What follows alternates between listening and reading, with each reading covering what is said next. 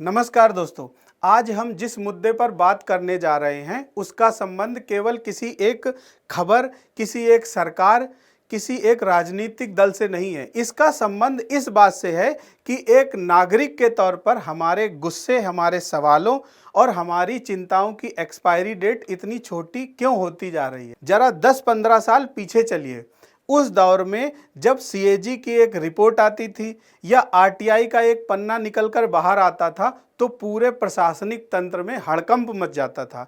नेताओं को और अफसरों को इस बात का एक बुनियादी डर होता था कि अगर नीतियों में कुछ झोलझाल हुआ तो इसकी भारी प्रशासनिक या राजनीतिक कीमत चुकानी पड़ेगी। लेकिन आज का हाल बिल्कुल अलग। आज हम सोशल मीडिया, एचडी कैमरों और 5G डेटा के दौर में जी रहे हो। चाहे दिल्ली के जंतर मंतर पर सीजेपी का प्रदर्शन हो या झारखंड में हफ्तों से अपनी मांगों को लेकर सड़कों पर बैठे जेपीएससी के अभ्यर्थी हो, तथ्य, आंकड़े और वीडियो सब कुछ शीशे की तरह साफ हैं। हर किसी को पता है कि गलती कहां हुई है, किस स्तर पर हुई है और इसका खामियाजा किन युवाओं को भुगतना पड़ रहा है। सबूत सबके सामने है, लेकिन इसके बावजूद किसी की कोई जवाबदेही तय नहीं होती। तो सवाल यह उठता है कि जनाक्रोश का यह असर होना बंद क्यों हो गया है? सिस्टम इतना बेफिक्र कैसे हो गया है? राजनीतिक विज्ञान और समाजशास्त्र में इसके लिए एक शब्द होता है, हाइपर नॉर्मलाइजेशन। यह एक ऐसी स्थिति है जहां संस्थाओं को पता होता है कि जो निर्णय लिया गया है या जो स्थिति बनी हुई है वह गलत है। जनता को भी यह बात पूरी तरह से पता होती है और अफसरशाही को यह पता होता है कि जनता को सब पता है, लेकिन इसके बावजूद दोनों ही पक्ष ऐसे व्यवहार करते हैं कि जैसे सब कुछ सामान्य चल रहा है। जब बड़ी से बड़ी नाकामी या भ्रष्टाचार पर कोई दंडात्मक कार्रवाई नहीं होती है तो वह गड़बड़ी धीरे धीरे हमारी दिनचर्या और व्यवस्था का एक स्वाभाविक हिस्सा मान ली जाती है। यही कारण है कि टीवी डिबेट्स में जब सरकार के प्रवक्ता या राजनीतिक पार्टी के प्रवक्ता आते हैं तो वो तर्कों के साथ नहीं बल्कि केवल एक रक्षात्मक मुद्रा में आते हैं, डिफेंसिव स्टांसेस लेते हुए नजर आते हैं, क्योंकि उन्हें मालूम होता है कि इस बहस में कोई तत्कालिक राजनीतिक नुकसान होने वाला नहीं है। इस वजह से उन्हें कोई फर्क नहीं पड़ता। इसकी दूसरी बड़ी वजह है मनोविज्ञान का एक सिद्धांत जिसे कहते हैं आउटरीच फटीग।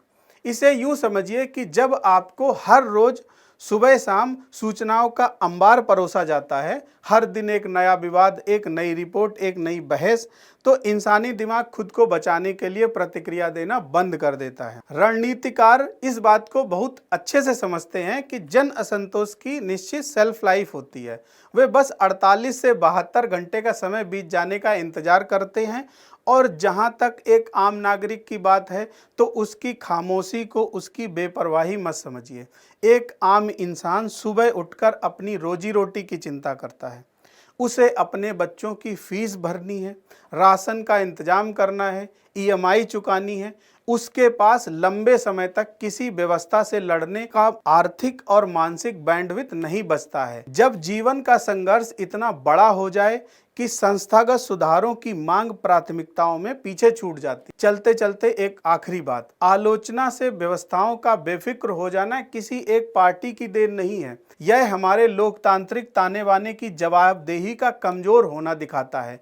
जब तक व्यवस्थाओं को यह एहसास नहीं होगा कि गलत फैसलों के लिए एक वास्तविक कीमत चुकानी पड़ती है, तब तक नीतियां सिर्फ फाइलों में बंद रहेंगी और बहसें सिर्फ टीवी स्क्रीन तक सीमित रह जाएंगी। यह सोचना बहुत जरूरी है कि एक आम नागरिक के रूप में हमारी भूमिकाएं केवल सूचना बटोरने तक सीमित रह गई हैं या हम में सही सवाल पूछने का नैतिक साहस अब भी बचा हुआ है। आप इस पर क्या सोचते हैं? कमेंट करके हमें ज़रूर बताइएगा। यदि आपको ये जानकारी अच्छी लगी हो तो वीडियो ज़रूर लाइक कीजिएगा। नमस्कार।